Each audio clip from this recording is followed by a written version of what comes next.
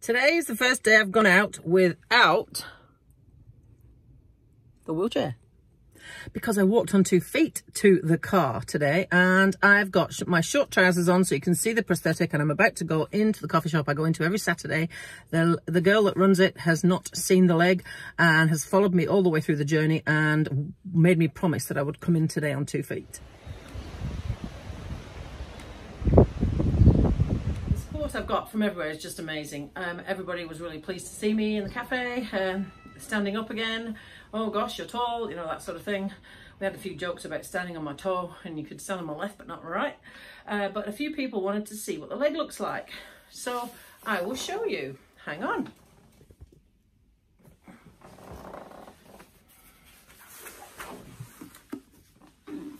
So that is how easy it is to take it off. This neoprene layer holds it on at the moment whilst the wound is still fresh, and this is what it looks like. So my ankle doesn't move, it's fixed. So I have to change the way that I walk with my left leg to compensate for that.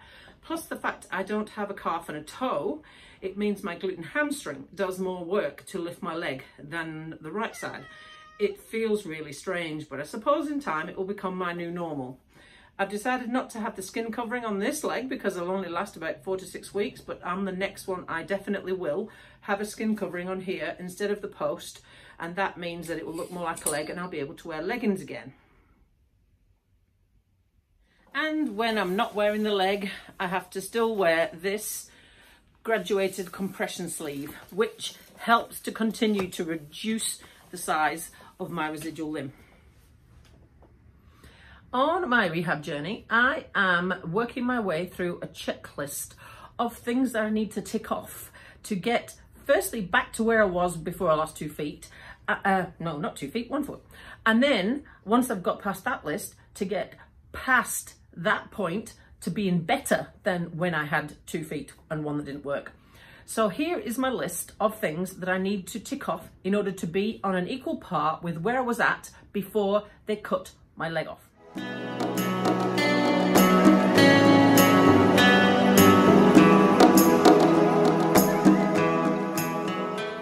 And here is the additional things on my list that I need to tick off in order to be in a better position than I was before they cut my leg off.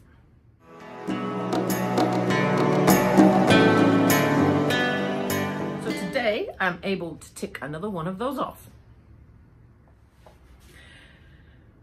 Today was the day that I finally got back into the swimming pool. Now, this has been a very important aspect for me right the way through this journey, because one by one I was having to cross off things that I was no longer able to do, and swimming was the one thing that I could keep going all the way through all of the surgeries and all the trauma and everything leg related and all the hospital visits.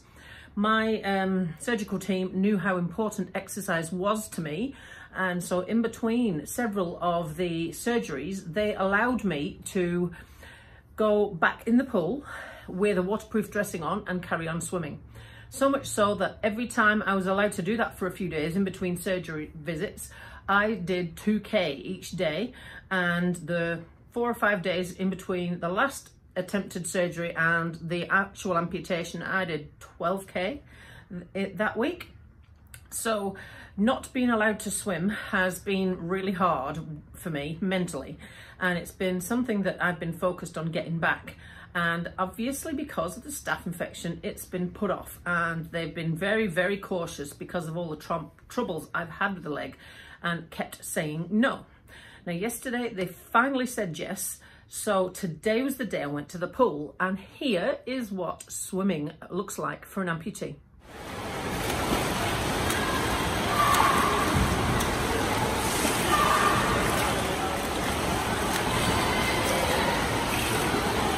Now, my 2 goals today were to be able to get in and out of the pool without assistance, so I didn't have to use the hoist, and to find out what it was actually like for swimming when you lose a limb, because standing up it makes a massive difference to your balance. But I was really curious to find out what happened with swimming. And a lot of people have asked me.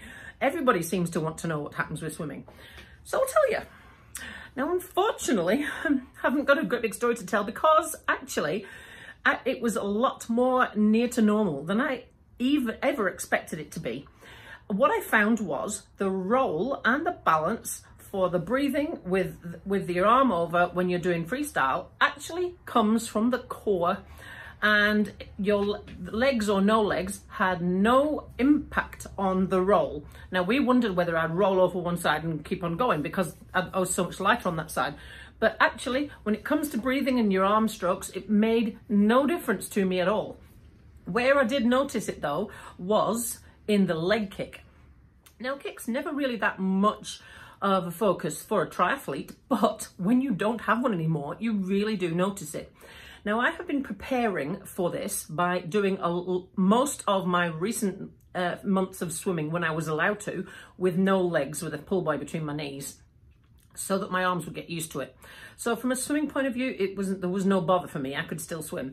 But when it comes to what it felt like, the difference was, obviously there is no foot for the propulsion in the kick on the leg on the left hand side. So what I found was the left leg actually almost had no function, because even if I kicked it, it felt like it was not doing anything at all. And what I did notice was, because my calf muscle forms a part of the cushioning on the end of the tibia, and I've only got a very short part of my calf muscles that's still on the back of my leg, what I found there was, now I can tense it if I think about it, but it's not activated by pointing your toes and things like that because I don't have toes.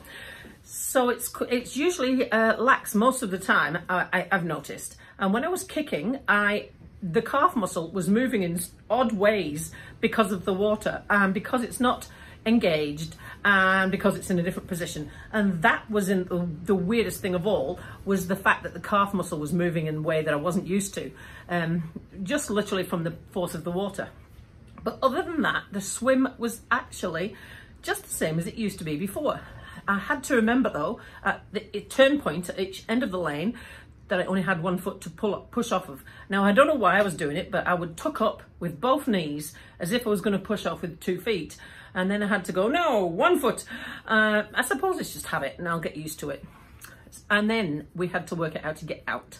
Now, I have talked about this before, and I used their waterproof wheelchairs and left mine in the changing room.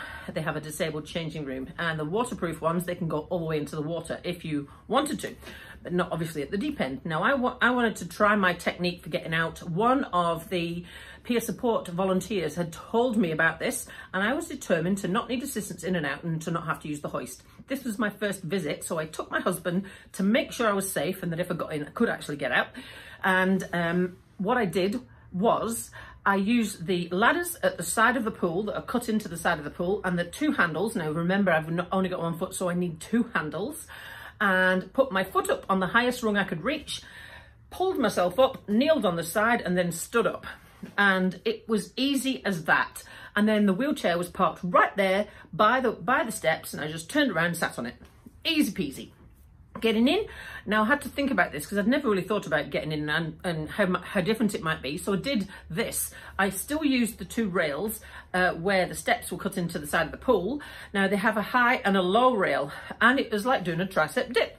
So I used the bottom part of the handles on the rails at the side of the pool, went right up to the edge, used the bottom part of the handles, and then lowered myself down like a tricep dip till I was sitting on the floor. Easy as that. So as long as I've got access to the water wheelchair and the side of the pool, the lane at the side of the pool where the steps are, then there's going to be no problem for me getting in and out. Today, I did 1,500 meters. Now, I could have carried on, although I don't want to bore my poor husband to tears, who's not really a swimmer. So I was never worried about the distance and the fact that I couldn't swim. What I was worried about is the length of time I couldn't swim and how close this would come to the actual race, and I'd need to feel what it was like as an amputee swimmer purely to find out how different it was before the race. It wouldn't be ideal to climb in straight away.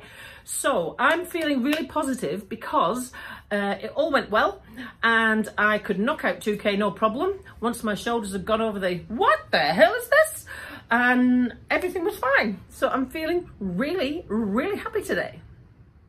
I've only got one more thing left to do today, and that is to pop down to the club later on 2 feet and show my friends down there my new leg.